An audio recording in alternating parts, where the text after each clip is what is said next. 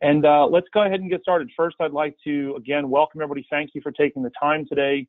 We're going to hopefully have a very lively dialogue here with our guest, Brian Paradis. Brian is really a healthcare expert. He has he's been around the block. He's learned more and done more than I will probably ever hope to achieve. But he's the former president and COO of Florida Health Central Region.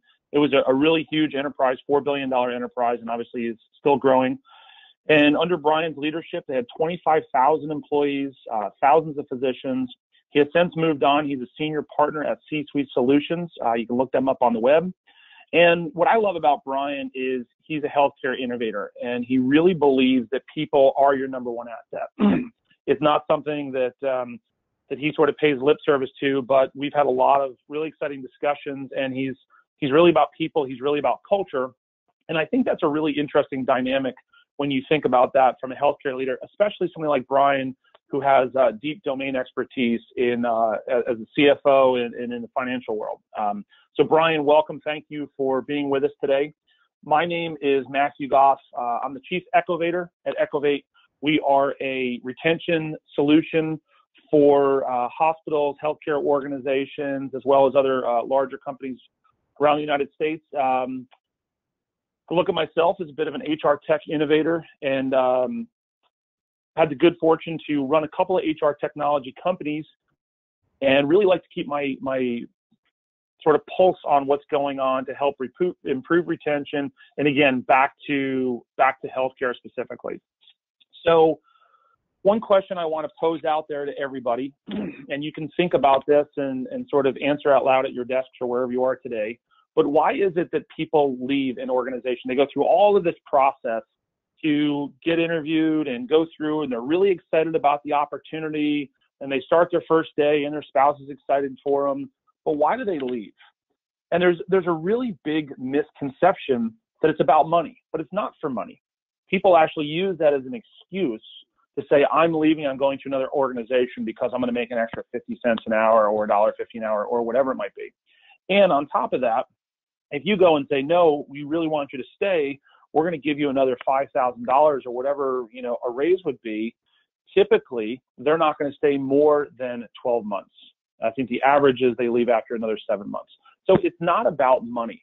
People are searching for more. The number one reason that people leave, as you would guess it, it's around their manager or their team that they're working in. And that ties back to a lot of research that's been done around something called psychological safety. And that's really just the sense of, do I feel valued by my team? Do I feel that I can express my thoughts and ideas without fear of repercussion or losing my job or sort of being quarantined over in the corner? And we hear this from time and time again from our existing customers. It's the number one reason that nurses turn over. It's because of their manager dynamics, their team dynamics, and that sense of psychological safety. And so I want to explore that a little bit with our guest, Brian, today. And, I'm hoping, Brian, that you can maybe share a story, something real that's happened when you were a leader at a large organization. And what was that, and how did you deal with it? Oh, thanks, Matt, and welcome, everybody. I'd probably go back before I was the leader of a large organization when I was in my first department, as a controller of a smaller hospital, trying to run that just one operating unit. And I'll never forget it, after about 3 to 4 months in that role, I just kept getting this feeling something was wrong. And people were just kind of fussing at each other, fussed not as much at me, but you could just feel something not quite right. And so one day I just had it. And so I called the entire team downstairs to the conference room and told them no one was leaving until we got to the bottom of whatever was wrong. And my assumption was that there was something going on with them. What I learned after quite a bit of time to get everyone to really talk was that the problem was more me.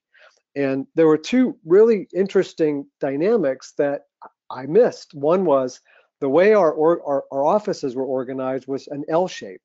And when I came in the door, I made a right to my office past part of the L, but the other part of the L was not in my normal line of walk. And so, just being polite, I would mention something, say hello, stop for a second along my way towards my office, but rarely made the extra trip back into the other part of that L.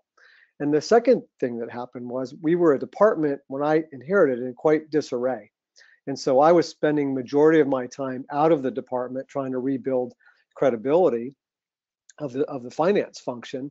And turns out, as much as they appreciated that, the guy who I replaced, who rarely was able to execute outside the department, would spend a lot of time asking questions. And I never forget this one part of it, when I had one lady who was pregnant who said, well, you've never asked me if the baby kicked over the weekend. And I remember just half of me just being kind of frustrated that they were behaving this way, because I hadn't asked about if the baby kicked, because what does that have to do with the work we're trying to get done?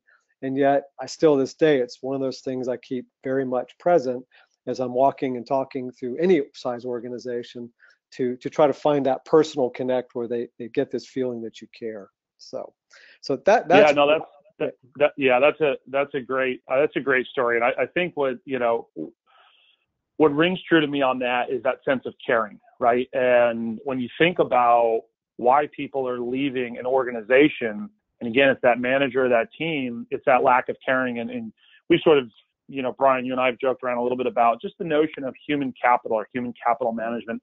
And I kind of really don't like that word, because immediately it's taken the personalization out, right? These are people, John or Jane, that, are having Thanksgiving dinner and they're leaving their families every day to go to work. And it's a sort of personalization. And while it may seem, simple to you to say, hey, did the baby kick this weekend? It's very important, because that's a big life event that is that's happening. It's really interesting. So the second reason that people leave is it's that sense of community, that sense of belonging. And Brian, part of your story there, it's the same thing. It's feeling like, we're on this journey together. But what we've seen in our research and speaking with our customers, people are leaving because they don't have that sense of belonging, that sense of community. I mean, it's cliche and everybody's heard this, but you spend more time at work and with your coworkers than you do at home with your family.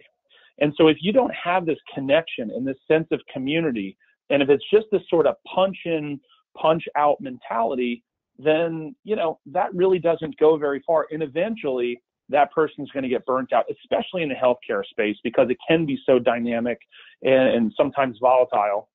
It's important to have that network that you can go back to. So Brian, jump in. I'm not sure if you have any sort of thoughts around that as well. Yeah, a couple quickly jump out. One is that, and again, I find all of these things kind of overlap and interconnect. So, it's always a little difficult, at least from my view, to how to separate community from the manager, because it's all intertwined. But one of the other aspects of then, once you learn how to ask about the baby kicking, then it's amazing how we forget sometimes to bring that same question asking into the work environment. And particularly, most of you are in some form of healthcare. I find healthcare a very stressful environment, in the sense of, unlike many places, there's some life and death things going on. Employees feel at risk and exposed just for what could happen on their watch, or if they're not paying attention. And so I think the next thing, when things happen, or as you're trying to prevent those things, asking people what they think and what they might do. And my experience has been a lot, sit in a room with a meeting, asking the question, and maybe there's 10 people in the room, and only 3 or 4 of them speak.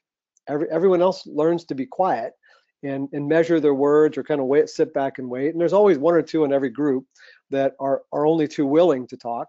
And what I learned was that as a leader, you have to take the time to go around that room. Almost every meeting I had, I would go around the room and ask every single person what they thought. And I was never disappointed, because the quiet people often had unbelievably good thoughts, but they just needed someone to ask. And often we don't take the time or think to do that, or we're eager to get the meeting over, and so we don't do that. And I think that's one thing, Matt. And the other thing I found is this issue of humor. And it sounds, again, back to we're people. And I never forget, we had a big physician dinner. We'd have about 1,000 physicians come to this dinner. It was around Christmas time, and we had a little bit of a budget, so we would buy some entertainment. And for the budget we had, it usually wasn't the A-ranked, entertainment. And every time after dinner, about a third of the physicians would get up and leave because they didn't like this music or that music. And one year, it bugged me so much, I decided not to get music. We bought a comedian, and nobody left. And so I think that lesson of everyone likes to laugh almost, and how do you bring that Right. into your work environment? And even I've joked many of my leaders, look, if I were you, I'd go take an improv class because it teaches you to observe, it teaches you to see what's funny, and that humor is an interesting thing of creating community, because I notice when people laugh together, they retell those stories. They re-laugh at the Right. same joke, and they have a shared kind of experience where that humor sort of bonds them together. So I think that's one of those other things I almost never hear talked about in a work environment. And yet I think this issue of humor is an incredible asset, an incredible gift to be used in our work life and work environments that we're creating. I love it. So everybody on the webinar today is going to go back and ask their boss for a budget so they can go hire a comedian. That's awesome. Take an improv class. Yeah, there you go. So to dig a little bit deeper on that, because to push back, I guess, in some ways, like, you know, you read articles or you join webinars, whatever else, and it's like, hey, these are great ideas. How do you execute on them and things like that? But the reality is, like, everybody is usually so busy in their day. They're always a week behind. They always feel a bit overwhelmed.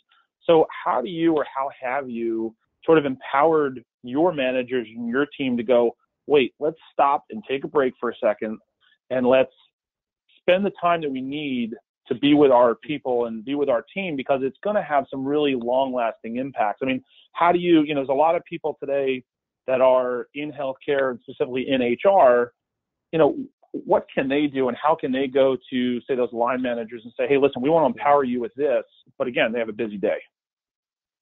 I thought you promised me no hard questions today. Yeah, sorry.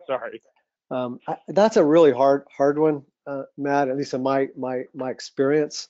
But two quick things. One is, I think, and as I looked at the list, there's a lot of kind of HR people on the list, and blessings to you, because I think you have a unique double challenge. You've got to make sure your areas function well and are really a role model often for the rest of the organization. And then you've got to figure out how to influence the rest of the organization to create a culture where if you're recruiting or if you're trying to service employees or support them, there's something in place. But there's a phrase that I've often used called slow down to speed up. And that's about all I know to do is, it's a constant battle. And, I always keep trying to say, how can we slow down here to speed up? And when people are getting fragmented and disconnected, and you can feel that they're not thinking well, and they're not innovating, and there's tension between departments, that's often to me a sign that we're going too fast. And while it may feel fast, it's really not. And so I think you just have to be disciplined and keep coming back to that notion of. That makes a lot of sense. And some of the sort of best corporate cultures that I've seen, and some of the, lowest turnover rates and most successful organizations, they're taking the long view, right? There's that saying of, what you can accomplish in a year, you tend to greatly, sort of over exaggerate, right? But what you can accomplish in 3 years or 5 years is significant. And that, I think, that ties back to that sort of number one around psychological safety of, listen, we're going to do these things, and it may not be a grand slam tomorrow, but we're going to fundamentally move the organization in the right direction. And it may be over a 2 or 3 year period. And you can measure that over time, and then you're really going to actually make sort of a meaningful difference. Go ahead. Well, I say, and I found there's a correlate you just triggered, is that, at one point we were working on our strategic plan, and we were having a debate about how to incorporate our people into that plan. And honestly, I was probably defaulting then a little bit too much to, they're an asset and a resource, and it's all geared towards the customers. So one thing, if your people are stressed and pushing too fast, you're always placing your core business and your customers probably at risk.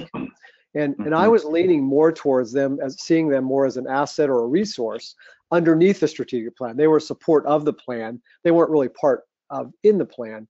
And I was at home one night, and just, I don't watch a lot of TV, but that night for some reason I flipped on the TV, and it was on, I think, a History Channel or something, and it was a documentary about Herb Keller of Southwest Air. Right.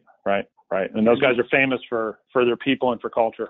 Yep. And I never forget, it was a jolt. Like when I heard him say, people, and the only language Herb could use probably, that, people, think that the customer is always right. He goes, the hell they are. He goes, it's my employees that are right. And so it just shocked us. So I went in the next morning, called the team together and said, we're changing the plan. And that, our people are going into the plan, because unless they're really cared for and taken care of, I get it, they can't service the customer. So I think the other way to slow down is remember that your customer's at the other end of that speed. And if you get that, that's a really important point, right? They're feeling that impact, right? And obviously in the healthcare space, that comes to, patient safety, patient satisfaction, sort of all these important drivers. Yeah. So again, talking about why people leave, and again, retention strategies. 1 has to do with manager and teamwork.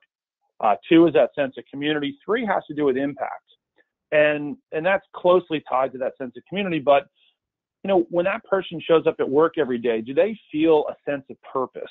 And is it, are they driven for something greater than just showing up to work every day? And that doesn't have to be, hey, we're changing the world. It could be as simple as, I'm providing, a paycheck, or I'm able to pay my mortgage or take my kids to Disney or whatever else. But it's that purpose. And I think it's understanding that. And again, we've seen this in talking, especially in the world of HR, around if somebody doesn't really have that sense of fulfillment when they're going to work, then over time, when those stressors do come in, then they say, okay, why am I staying here? And I think the interesting piece about impact, and Brian, I know you're going to have some really strong thoughts on this as well, but it's that whole notion of this person is an individual, right? Again, we talk about calling people human capital, and they're real people, right? And they're showing up to this job every day for a multitude of reasons. And what I've seen a lot is either the managers or HR, they don't really take the time to understand the motivators behind why that person is there. And I think if you can understand those motivators, then all of a sudden you can have a whole different interaction. And it's not, you're a tool in the toolbox to make this machine run. It's, no, you're a human being that has family and dreams and hopes and aspirations. And how can we help to empower those? And you can't do that if you don't know what the impact that they want to have, that they're currently having in that environment. So, Brian, I don't know if you have a comment or a thought on that as well. When it comes to people, I used to, like many, believe that, keep your personal life at home and just bring your work self to work. And at some point I realized I'm not very good at that. So why would I expect other people to be good at it? And the other thing I've experienced, and probably many of our guests have experienced, that people are broken, just as a rule. We put on a really good front most of the time, and we learn how to kind of play our masks, but people are broken, and many people suffer from all kind of forms of self-esteem issues. And so what I found was that if it can create an environment where people feel successful and therefore valued, it's amazing to me that they don't feel valued at home or wherever they're all functioning, but they come to work and they suddenly expect you to make them feel valued. And I think that's just a reality. I mean, it may not be fair, but it's just a reality. So just some of those little things. I used to write handwritten cards, still do, handwritten cards to many employees. And I literally would have them in my office in tears saying, nobody's ever written me a handwritten note. And you just kind of go, wow, that's sad. Isn't that amazing though? I'll say, isn't that amazing? Because it's, in some ways, I think, and maybe this is, directly proportional to technology and everything else, but sort of that human touch, and that, again, go back to using your word around caring and somebody feeling valued in an organization. The funny thing is, those things don't cost any money. No. You don't need a big budget to actually care about somebody, right? No. And it's an interesting, I think, word to use and thought-provoking in that regard. Well, it's a double so just win. real quick, Go ahead. It is. Go ahead. Well, it's a double win because most of the time when I've done it, I feel just as good as I think they do receiving it. And I think that's that kind of piece where it really is a win-win to take that few seconds it takes, or minutes to write something or say something or do something unexpected. And I think the key there is to keep it something a little bit unexpected for people. Yeah, no, I would agree. Just a quick housekeeping item for everybody that's on the webinar today. If you have questions, you can write them into the chat window. We're going to, towards the tail end of this, we're going to do a brief Q&A session. So as we're going through, write in some questions, and we'll field those questions here in a couple of minutes. So let's move on to number 4, and that has to do with Outlook. And again, this is one that I love, that I think is something free that people can do. But again, these 4 items are sort of research-driven why employees are leaving organizations. And the 4th is around Outlook, and that has to do with a couple of different things. One is around clarity of their role. Do they really fundamentally understand what they should be doing, what they should not be doing, what are the sort of rules to follow, regulations, and things like that. And if somebody doesn't have a clear understanding of their role and maybe of the lines that they have to sort of play in, then what happens is, back, Brian, to use your word about self-esteem or self-doubt, they sort of hesitate, and they don't maybe put in as much effort because they're confused. They're not sure where or what they should be doing. So that's the first part of Outlook. The second part is the general outlook of the organization. Do you fundamentally know, what are those values of the organization? What does it stand for? And what does the next 2 or 3 years look like for their role and their role in the organization, where the organization's going, right? And so we've seen a lot, and again, speaking with a lot of companies out there, you have leadership, and they will come up with an amazing strategy, and they'll spend a lot of time and do retreats and spend the money, but they fail to communicate that effectively to the people that are actually doing the work every single day. And, a friend of mine who's an HR analyst, he used the example of, listen, if you're a soldier and you're going to battle, and your general just says march in that direction, but you don't know what you're doing and why you're doing it and what the intended outcome is, it's very easy for you to get demoralized and not really have a good sense of clarity in how we're going to sort of win that battle, if you will. And so Outlook, I think, is very important. And again, it's something that doesn't cost any money. It could simply be, hey, here's a video from our CEO. Here's a video from our chief strategy officer, or people walking around and sharing that vision, and this is who we are and what we're doing. Brian, I'll let you comment on that as well, because I know you and I have had some discussions around getting in front of your people. Yeah, and I know we're getting close on time here, so I'll make it real brief. And I think just 3 very quick things. One is, I love the question on the first part of figuring out role clarity, of asking people, do you have the tools to do your job? And I think it's one of those questions that if you get a blank look, they don't know the role. And if they have clarity about what those tools are, and you get that clarity, now you can assess whether you're lined up. That's part 1. Part 2, on the second part, on the organizational view, I love stories. And in a healthcare setting especially, there are no shortage of great stories in your organization. So every big meeting we had, instead of getting up front and doing what we like to do as corporate leaders and talk a lot of corporate language, I forced it to all come back to a story.